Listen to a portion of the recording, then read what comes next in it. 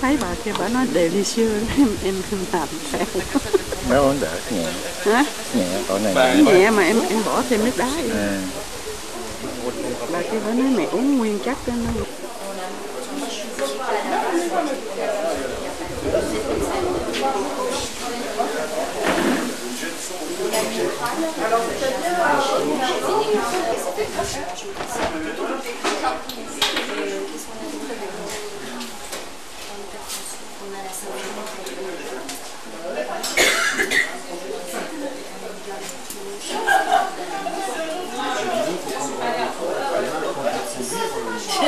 Ah mais c'est pas plus.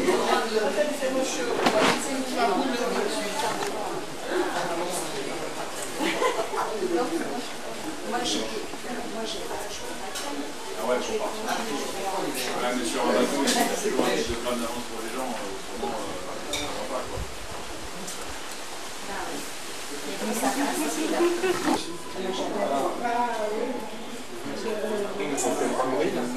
Ouais, mais qui tombent pas, hein. De base, ça s'appelle. Elles sont éteintes, les décès. On est plus en saison de distillation.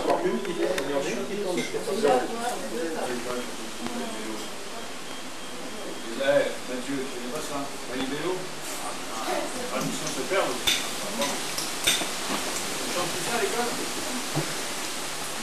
J'arrive à faire prof d'école, transmettre le patrimoine. Ah ouais. Valibello? Allez hop.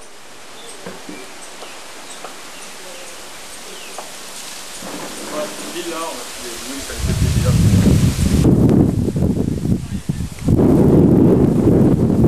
La Musard ornata, c'est un bananier d'ornement.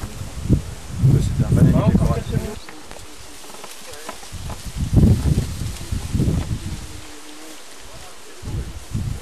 Ouais, les autres logos, t'as vu, ça me prend en fait. En général, c'est l'intérieur que. Ah oui, là, t'as pas de logo, là c'est particulier. Si on voulait comparer ça à une pêche par exemple, là t'as la peau, là t'as la chair de la pêche, là c'est la fibre. En fait, ce qu'on mange, c'est l'intérieur du noyau, c'est l'amande en fait.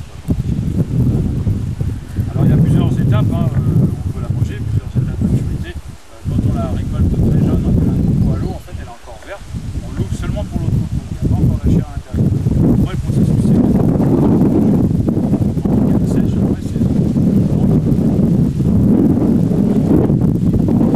et si on veut l'exploiter pour une autre utilisation, on les laisse sécher au soleil quelques temps, ça se trouve en Asie, en Thaïlande, dans les pays par exemple.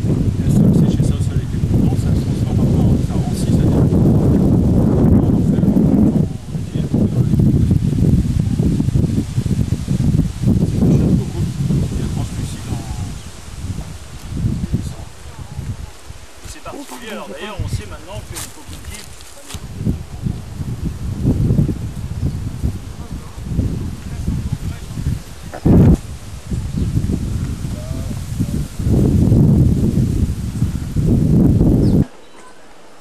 après c'est peut-être à queue.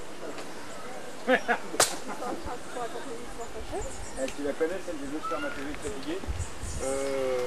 Je te raconte celle-là. Nathalie, tu la connais celle des deux spermatozoïdes fatigués? Non. Non? Les deux spermatozoïdes ils sont là, ils nagent, tu vois. Et raconte ça.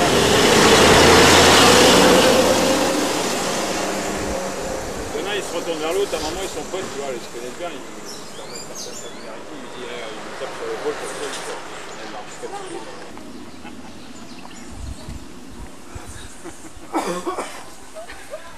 Enregistré en live sur la bande son du Super UC 2000 Power Styly. Exact. Pas la peine d'y penser. Moi j'ai bien marché depuis, mais là je peux te dire, on est bien à toi. Ah, je pense.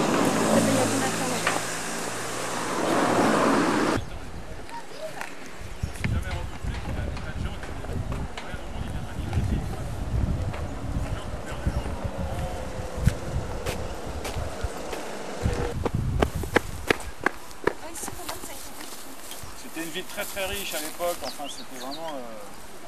on l'appelait le petit Paris des Antilles. Ouais, parce que comme c'est un peu triste.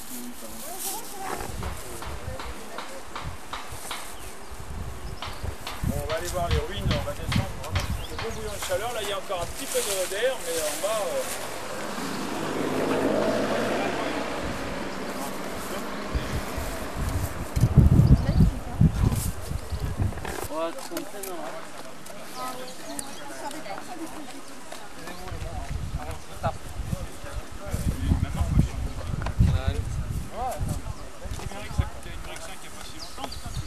D'ailleurs, il y a le mâle et la femelle dans le monde. La femelle, elle est grise. Il fait chaud, hein. Ouais, le mâle, il est beau. Comme d'habitude. Bonne soirée. Là, tu vas aller au pied.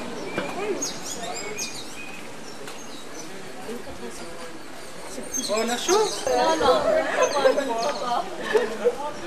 Je ne foutrais pas de notre accent.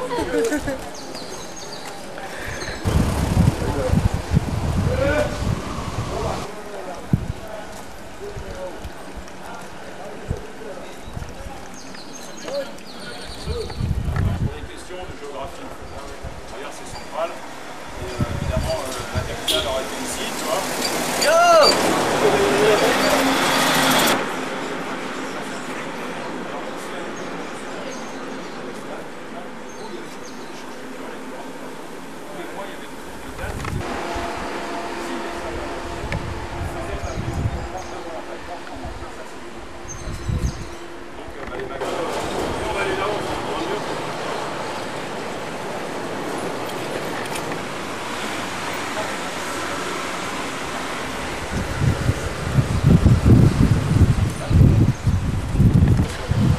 Qui sont arrivés avec grand guerrier, sanguinaire en plus cannibale, et les gens regardez enfin, les Européens quand ils sont arrivés dans des villages où les hommes et les femmes ne parlaient pas la même langue.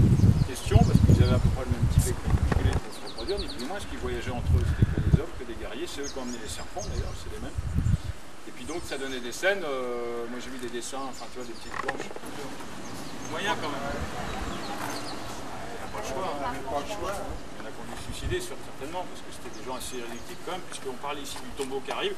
Le tombeau Caraïbe, en fait, c'est un endroit où on a acculé les derniers Indiens, qui étaient les irréductibles, en fait, parce qu'on a essayé de les évangéliser. Ils n'avaient rien à foutre, ils ne voulaient pas. D'ailleurs, la trace des jésuites qu'il y a au milieu de l'île, à l'origine, c'était en fait comme les colons, ils étaient installés sur les côtes, surtout la côte Caraïbe, c'est plus calme, un petit peu sur la côte Atlantique pour les échanges avec la mer.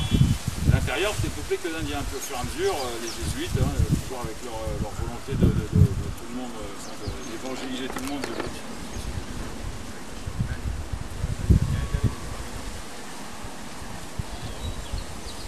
Alors on va aller voir là-haut. Bon, en fait,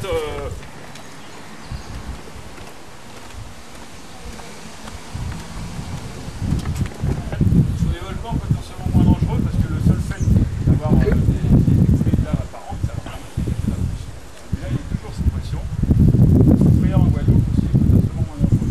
Il lâche un petit peu de pression au fur et à mesure. Celui-là, c'est vraiment la comète minute fermée.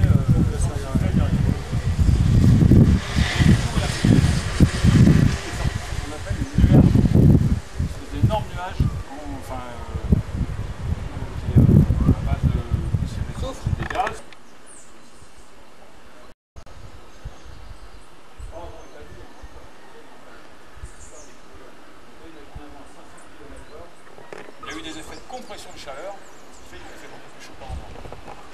La force de l'explosion, on l'a estimée entre 15 et 40 fois la bombe d'Hiroshima. Parce que c'est vrai, dans un premier temps, on voit la ville après l'éruption, comment c'est possible avec une éruption qui soit rasée à ce point-là. C'est pas la chaleur, c'est le souffle. Il y avait tellement de feu, justement. On a retrouvé, on voit des photos de ça, c'est infâme d'ailleurs, des cadavres.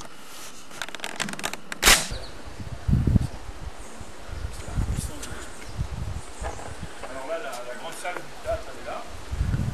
Là, c'est la ligne de la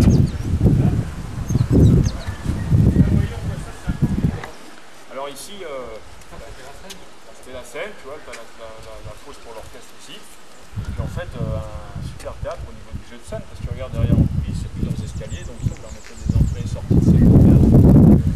C'est un grand spectacle. Si on venait de toute la Caraïbe pour aller au théâtre de Saint-Pierre, souvent les gens dans la foulée visitaient le jardin botanique aussi, qui était magnifique. Et alors juste à côté, il y a la prison. Vous avez vu l'acoustique qui est ici, comme ça résonne bien? C'est là, la acoustique naturelle. L'orchestre, ouais.